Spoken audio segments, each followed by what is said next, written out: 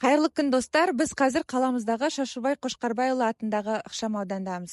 Ақынның құрметіне Қарағанды қаласындағы бір көшеге, Балқаш қаласындағы осы ықшам ауданға және Ақтоғай ауданындағы бір елді мекенге халық ақынының аты беріліп, мүсіні орнатылған.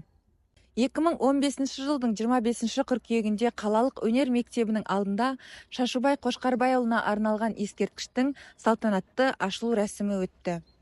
Қаламыздағы бірнеше сауда орындары, жалпы білім беретін мектеп, жекеменшік орталықтардың көпшілігі осы Шашубай атындағы мөлтек ауданда орналасқан.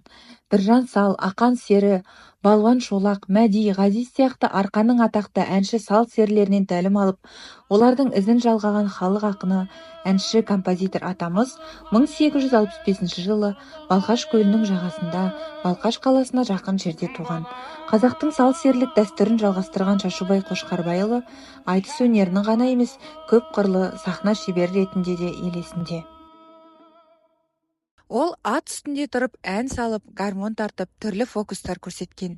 Ел арасында Майда қоңыр, Жетім қыз, Ақ қайың тағы басқа әндері кең тараған.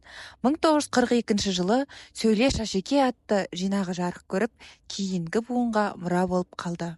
Оның шығармалары орыс тіліне де аударылып кеңінен таралды. Шашубай қазақ сахна өнерінің алғашқы кәсіби орындаушыларының бірі. Оның мұрасы халқымыздың рухани байлығы. Қаламыздың көшелерімен танысып, туған өлке тарихын біле жүрейік достар.